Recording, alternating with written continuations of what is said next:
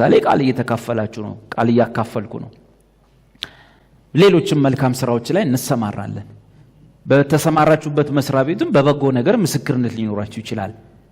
ደግሞ የተለያየ አይነት የተዝረከረከ ደግሞ ነገር ደግሞ ይኖራል። ሰፈሩ መንደሩ ያቀበለን ነገር ይኖራል እና ስንኖር እነዚህ ነገሮች አሉ። አሁን ሶስተኛው የፍርድ አይነት እንዴ መልካም የሰሩ ለእግዚአብሔር የሮጡ ለወንጌል የሰሩ በያሉበት መስሪያ ቤት ለእግዚአብሔር የታመኑ ስንት ሰዎች አሉ። እነዚህ ስራቸው ዝም ሊባል ነው ወይ? የዳኑት በኢየሱስ ስራ ነው። መልካም ስራቸው ዝም ይባላል ወይ? በኢየሱስ ስራ ነውና የዳን ነው። አገልግሎታችን ዋጋ ያጣል ወይ? የዳን ነው 100% ኢየሱስ በሰራው ነው። ግን እነ ጳውሎስ ለሮጡት ስራ ሽልማት የለም እንዴ? በአማኞች ስራ ወይንም አኗኗር ላይ ፍርድ አይፈጸምም እንዴ? አደራ በአማኞች ላይ አይደለም። ፍርዱ ዳይሬክት የሚፈጸመው በምናቸው? በስራቸው ላይ። ወይም በቀላል ቋንቋ ሶስተኛው የፍርድ አይነት በአማኝ ስራ ላይ ወይንም አማኝ እዚህ ምድር ተወልዶ እስኪሞት በኖረው የህይወት ምልልሱ ላይ። ሰውየው አማኝ ነፃ ነው። አማኝ ከጨዋታ ውጭ ነው። ስራው ላይ እና ጥቅሶቹን ያወጣናለን። ሶስተኛው የፍርድ አይነት በአማኝ ስራዎች ላይ መልካም ቢሰራ ክፉ ቢሰራ በስራው ላይ ፍርድ ይፈጸማል። ምክንያቱ ምንድነው? ሁለተኛው ማንነት የአማኙ ስራ ነው። ምክንያቱ አማኙ በምድር ላይ ጌታን ከተቀበለበት እስከ ሞተበት ቀን ድረስ የኖረው አኗኗር ወይም ስራው ላይ ምክንያቱ እሱ ነው። ምን አይነት አኗኗር ወይም ስራ ነው ያለው አማኝ?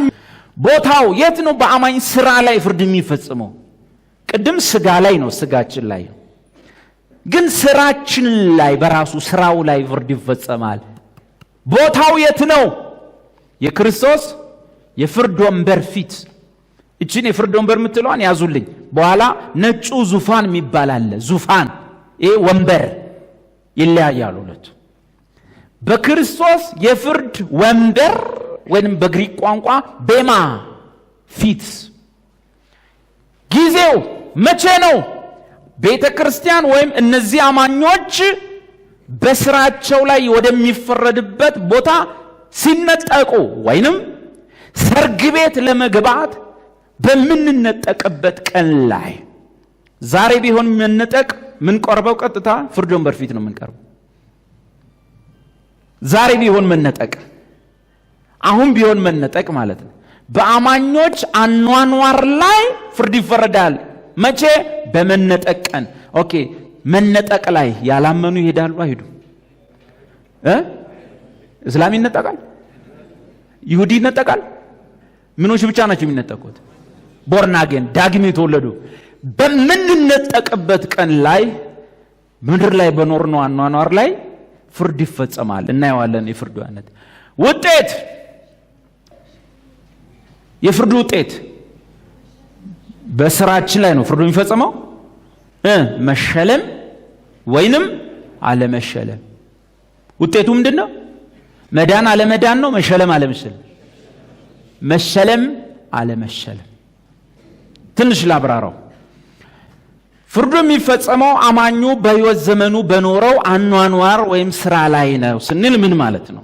አማኝ እዚህ ምድር ላይ ሲኖር ሁለት አይነት አኗኗር ይኖራል።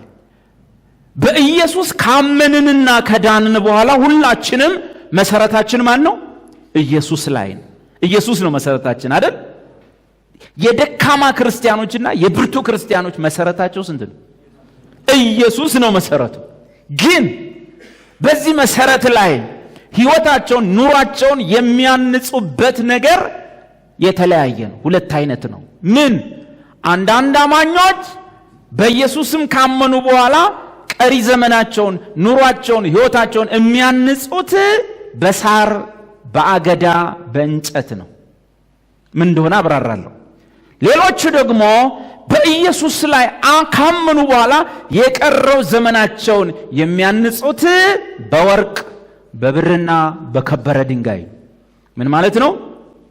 አማኞች በኢየሱስ ያምኑና እግዚአብሔር ረድቷቸው ጥሩ አስተማሪ ካገኙ ራሳቸውን በምን ያንጻሉ? ቀሪ ዘመናቸውን፣ ኑሯቸውን፣ አስተሳሰባቸውን፣ ትዳራቸውን፣ ህይወታቸውን፣ ሁሉ ነገራቸውን በምን? በቃሉ ያንጻሉ።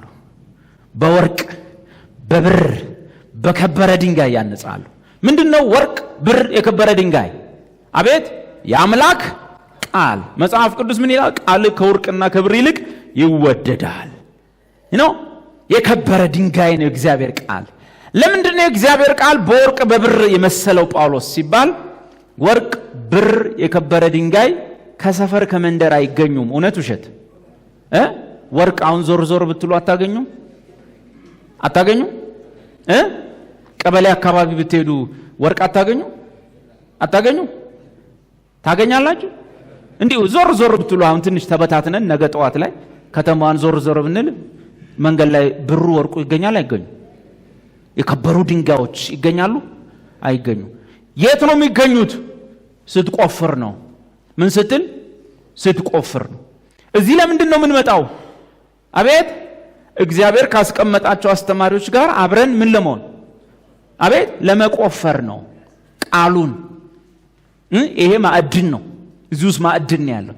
አብረን ምን ሆናለን? ዲግ እናደርጋለን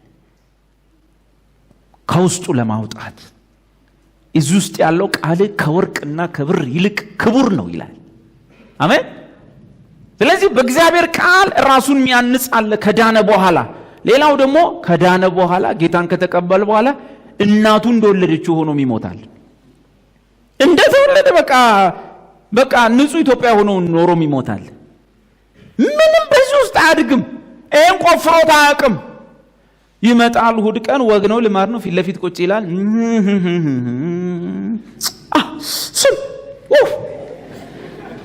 አጠገብ ያለውን ነካ ነካ አድርገው ነካ የበቀደሙን በቀደም ያለውን ታልፋለህ በለው ታልፋለህ፣ ትሻገራለህ።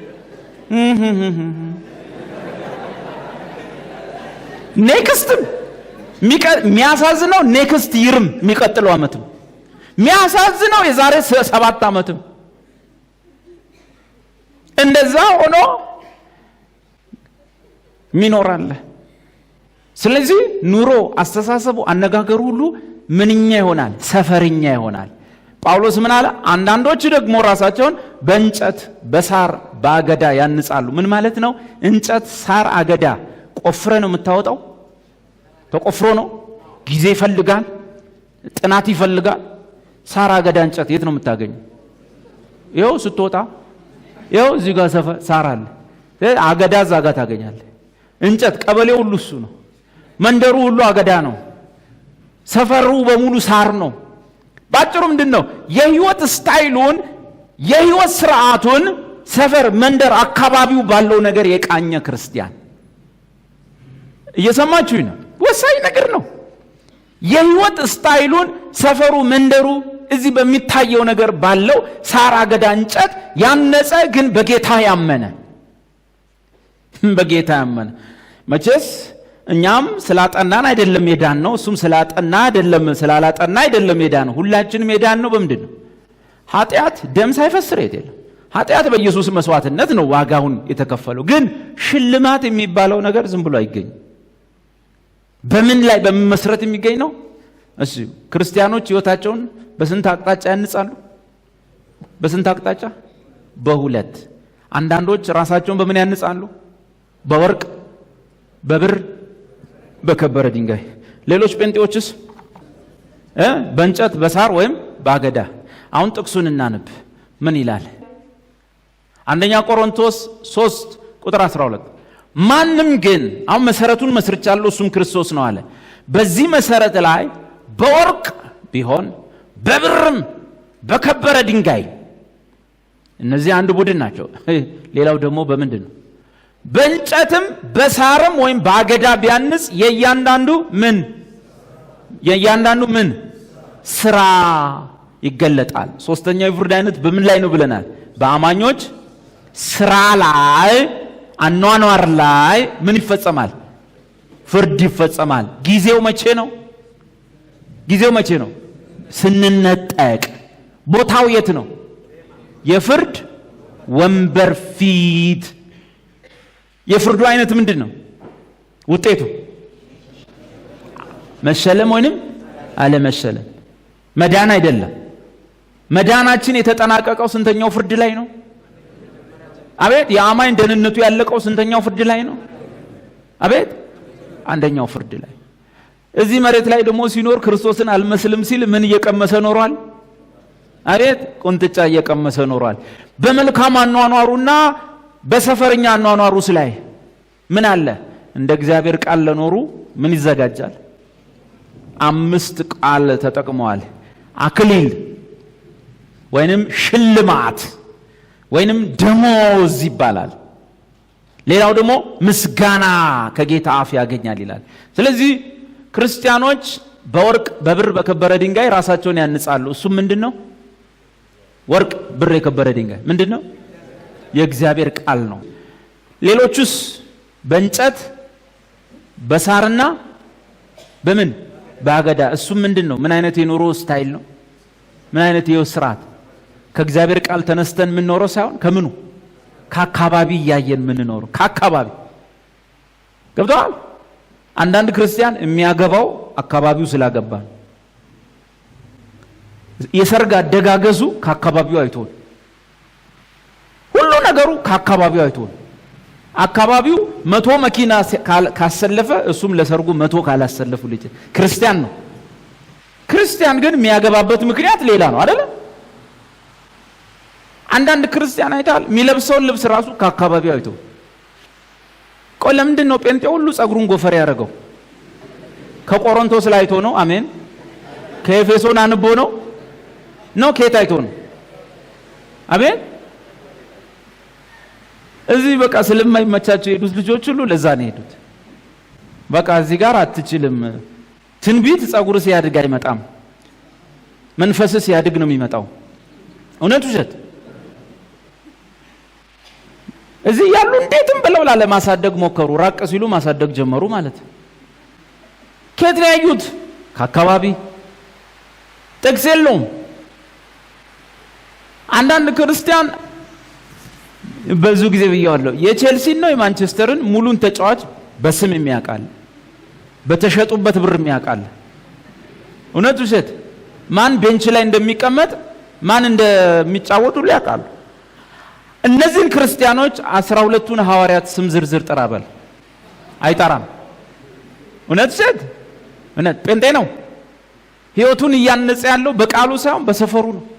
ቼልሲ፣ ማንቸስተር እንትና ምናምን በቃ ቤንች ላይ ያለው ምናምን እያለ ያወራልሃል።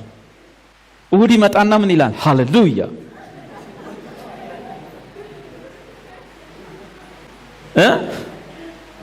ጠላት ሲመታ ራሱ እንደዚህ ነው። ኳስ አይደል? ወዘተ በምንኛ ነው የሚኖረው? እንደ ቀበሌው እንደ ሰፈሩ ነው። 12ቱን ሐዋርያት ጥራ እስቲ። ከዚህ ደግሞ ጥቀስ።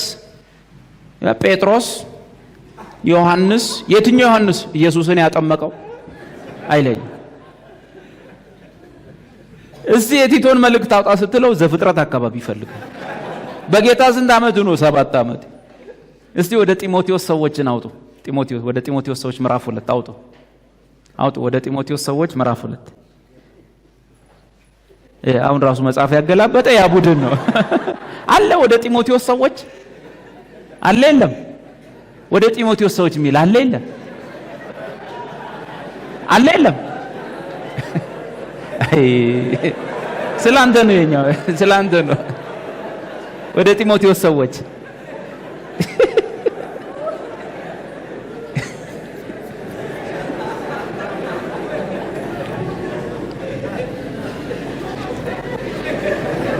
አስራሁለቱ ሐዋርያት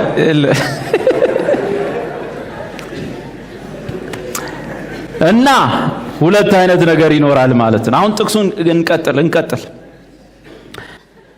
በእሳት ስለሚገለጥ ያ ቀን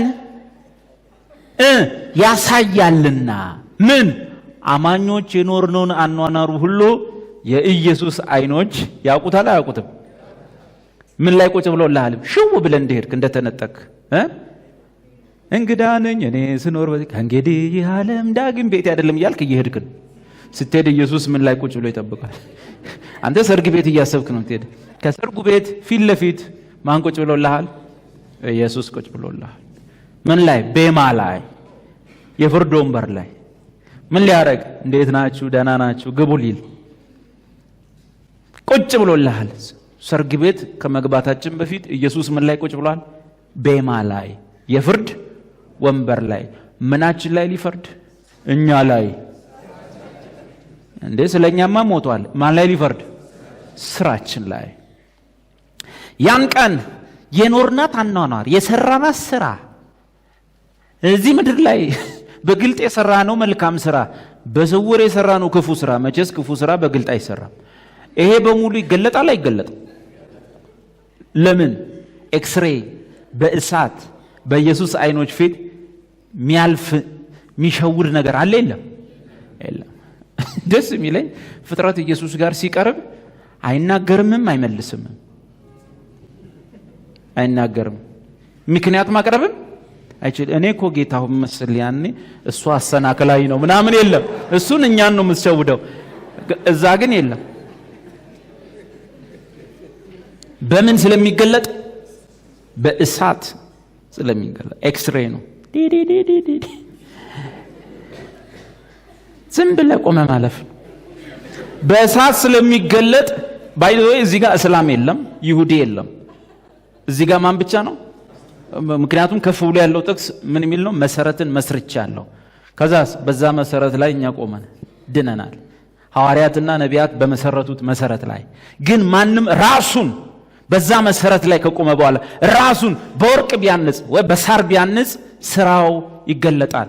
በእሳት ስለሚገለጥ ያ ቀን ያሳያልና የእያንዳንዱም ምን ነው? እያንዳንዱ ነው የእያንዳንዱ ስራ። የእያንዳንዱም ስራ እንዴት መሆኑን እሳቱ ይፈትነዋል። እሺ ማንም በእርሱ ላይ መሰረቱ ላይ ያነጸው ስራ ቢጸናለት ምኑን ይቀበላል? ደሞዙን ወይም ሪዋርድ ይቀበላል። ማንም ሰው ራሱን በምን ካነጸ? በወርቅ፣ በብር፣ በከበረ ድንጋይ። እነዚህ በምን ውስጥ ማለፍ የሚችሉ ናቸው? ወርቅ፣ ብር፣ የከበረ ድንጋይ በምን ውስጥ? በእሳት ውስጥ ማለፍ ይችላሉ። በአይን ውስጥ ያ ጥሩ ነው። ለፍ አማኙ ነው ስራው በእሳት ውስጥ ማንም በእርሱ ላይ ያነጸው ስራ ቢጸናለት ምኑን ይቀበላል? ደሞዝ። ዋው! በወርቁ ነው የኖርከው፣ በብሩ ነው የኖርከው፣ በከበረው ድንጋይ እንደ ቃሌ ነው የኖርከው ብሎ ጌታ በአባቱና በመላእክቱ ፊት ያን ሰው ያመሰግናል። አንቺ ታመንሽ፣ አንተ ታመንክ፣ እንደ ቃሌ ኖርክ። ሰው ቀበሌውን ሲያስብ አንተ ላዩን ያሰብክ።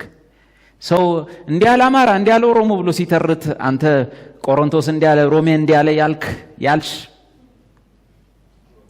አንተ ታችሁን ያልሄድክ ላዩን ያሰብክ። ማንም እንቀርባታለን ሚቀር የለም። እዚህማ በቃ እዚህ እንደያስተሳሰባችን ይሄ ቪው ይሄ አመለካከት ምናምን እያል ትቀጥላል። እዛ ግን ቪው ምናምን ብሎ ኢየሱስ ላይ ግሪኩ ብራይስጡ አትልም። ቁጭ ብሎልሃል፣ እናልፋለን። ደስ የሚለኝ ደግሞ የሚያልፈው በጀማ ነው። እያንዳንዱ አቤት ሰርግ ቤት አለ። ኢየሱስ ከሰርጉ ቤት ፊት ለፊት ቁጭ ብሎልሃል። ታልፋለህ። ስትቆም ተወልደህ እስክትሞት ያለው ነገር ሁሉ በሱ ፊት አለ። መቀባጠርም አይቻልም። ስራው ይገለጣል። በወርቅ በብር በከበረ ድንጋይ በዚህ ያነጸ ሰው በእሳት ውስጥ ስራው ያልፋል። ከዛ ሰውየው ምን ይሆናል? የኖርኩ አኗኗር እንደ ቃሌ ነው እና በአባቴና በመላእክቱ ፊት ሁሉ አመሰግንሃለሁ። ታንኪዩ። ግባ ወደ ሰርጉ ትባላል። ተረኛም ይመጣል። አሁን ቀጥሎ ይሄ እንግዲህ የጸናል። ሌላው ደግሞ መጣ። እዚህ ምድር ዝም ብሎ እንዲህ ነበር ብቻ ነው። ራባሳ ሻታካ ማላማ እንደ አራባሳ ሃሌሉያ ምናምን። ግን እሳ ቃል እንጅሩ ምን ይሆናል? ይሄ ሰው የማንም ስራ ሰውየው ነው ስራ የማንም ስራ የተቃጠለበት ቢሆን በነዛ እሳት መሃል ሲያልፍ እንደ ገለባ ብን ኑሮ ሲታይ በእሳቱ ንጹህ ኢትዮጵያዊ ኑሮ፣ ንጹህ ሰፈርኛ ኑሮ፣ ንጹህ ቀበለኛ ኑሮ። እነዚህ በእሳቱ ፊት መቆም አይችሉም። በሳር በአገዳ በእንጨት ያነስከው ኑሮ በኢየሱስ ፊት ዜሮ። ከዛ ማን ብቻ ይቀራል? አንተ ብቻ። ምን ትባላለህ? ግባ ግባ። አትነካም። አንተማ ኃጢአት ተወግዶልሃል። ስራህ ላይ ግን ስራህ ተበላ፣ ስራህ ዱቄት ሆነ። ስራህ ወይም ኑሮ የኑሮ ዘይቤ መሬት ላይ ኖርከው ለሰፈር ለመንደር ለይሉኝታ ብለ ቤተሰቤ ምን ይለኛል አገሬ ምን ይለኛል ብለ ያረከው በሙሉ ኢየሱስ ፊት እምሽክ ገለባ ሲሆን ምን ይሆናል? የማንም ስራ የተቃጠለበት ቢሆን ስራው ምን ይሆናል? ይጎዳበታል። እርሱ ራሱ ግን ሰውየው ምን ይሆናል? ይድናል። ያው የኃጢአት ዕዳ ተከፍሎለታል። ምን ተነጥቋል እኮ ሰውየው። እርሱ ራሱ ግን ይድናል። ነገር ግን እንዴት ይሆናል? አቤት በእሳት እንደሚድን ይሆናል። but only as one who has barely escaped through fire። ልክ እሳት እየነደደ ኢየሱስ ነው ቁጭ ያለው። ሰውየው ይድናል። ግን በምን ውስጥ አልፎ እንዳለፈ ሰው ነው ራሱ የሚቆጥረው። አቤት ልክ እሳት ነደደ በእሳት ውስጥ እንዳለፈ ወይ ግባ ተብሏል። ገብቷል? የማን ፊት የማን አይን ነው እንደዛ እንዲሰማም ታረጋው? ቁጭ ያለው ኢየሱስ ቁጭ ያለው እሱ። ፓስተር አይመሰክርልህ ምንድነው? ጌታ ኢየሱስ ይሄ ሰው አስራት ይከፍል አይልም። ምስክር አይጠራም። እዛ ጋር ባለህ እሱ ቁጭ ብሏል፣ ትቆማለህ። የእድሜ ዘመን አኗኗር ሲታይ ንጹህ አበሻ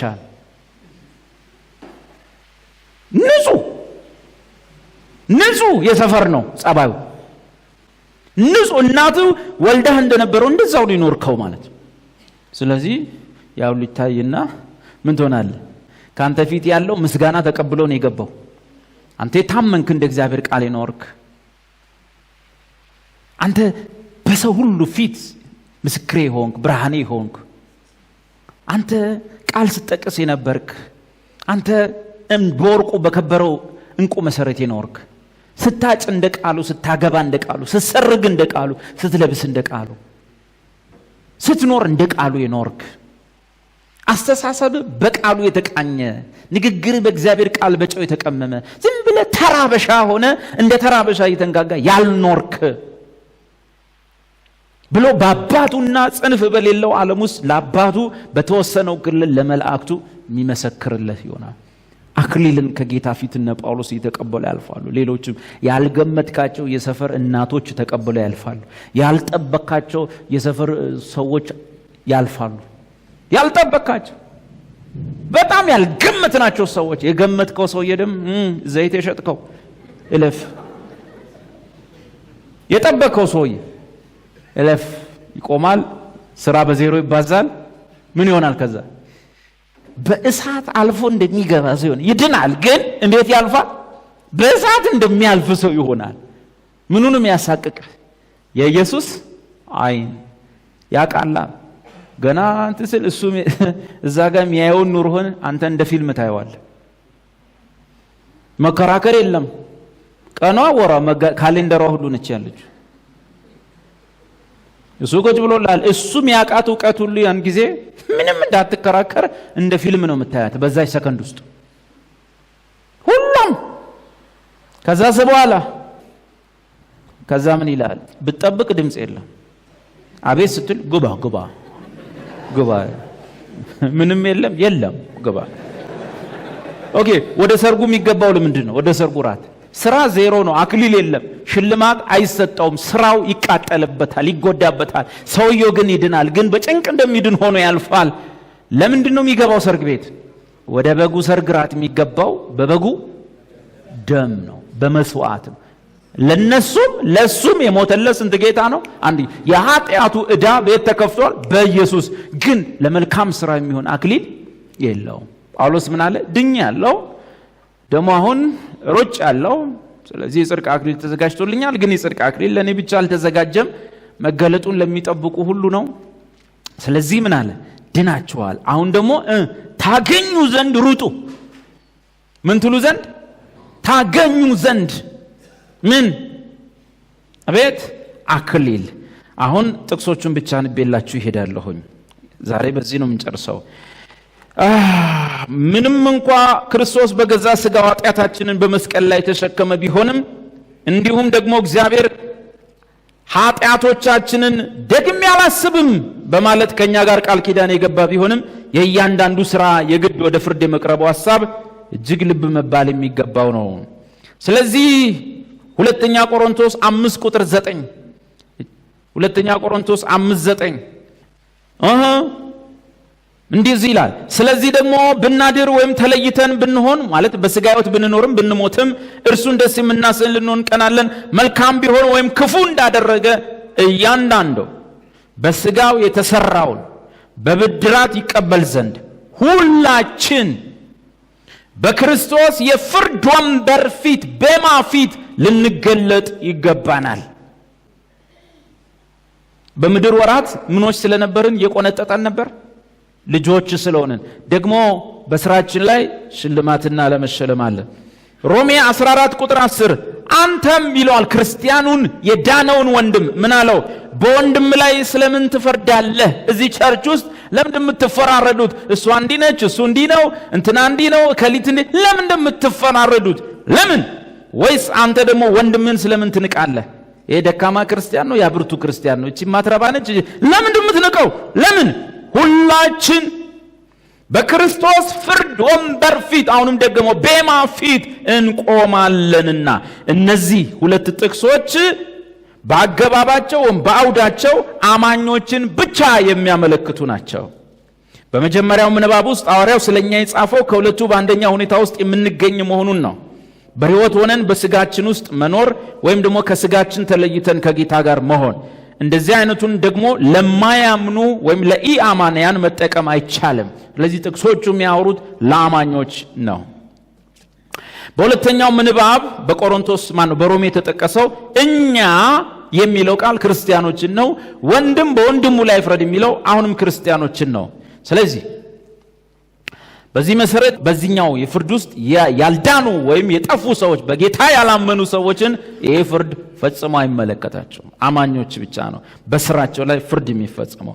በሚከተለው ምንባብ በአማኞች ስራ ላይ የሚደረገውን ፍርድ ማየት እንችላለን። አንደኛ አሁን ያነበብነው አንደኛ ቆሮንቶስ 3:11-15 ከተመሰረተው መሰረት በቀር ሌላ መሰረት ሊመሰረት አይችልምና እርሱም ኢየሱስ ክርስቶስ ነው። አሁን በኢየሱስ ክርስቶስ መሰረት ላይ ስለተመሰረት ነው ሰዎች ነው ከዚህ በኋላ የሚያወራ። ማንም ግን በዚህ መሰረት ላይ በወርቅ ቢሆን በብርም በከበረ ድንጋይ በእንጨትም በሳርም ወይም በአገዳ ቢያንጽ የእያንዳንዱ ስራ ይገለጣል። በእሳት ስለሚገለጥ ያ ቀን ያሳያልና የእያንዳንዱ ስራ እንዴት መሆኑን እሳቱ ይፈትነዋል። ማንም በእርሱ ላይ ያነጸው ስራ ቢጸናለት ደሞዙን ወይም ሽልማቱን ይቀበላል።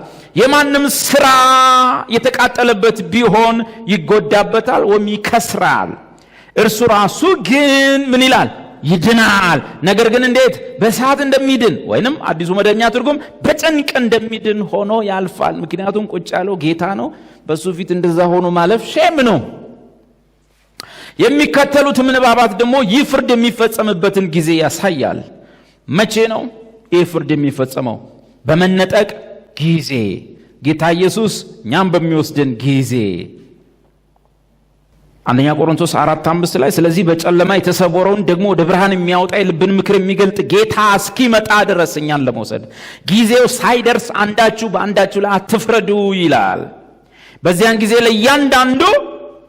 ጊዜ ለእያንዳንዱ ምስጋናው ከእግዚአብሔር ዘንድ ይሆናል ይላል አንደኛ ቆሮንቶስ ምዕራፍ 4:5። ስለዚህ አሁን አንፈራረድ። ያን ቀን ላይ እያንዳንዱ ክርስቲያን ምስጋናው ከጌታ ዘንድ ይሆንለታል። ታንኪዩ የሚለውን ሰው ታንኪ ይለዋል። እዚሁ አሁን ምን አንበል?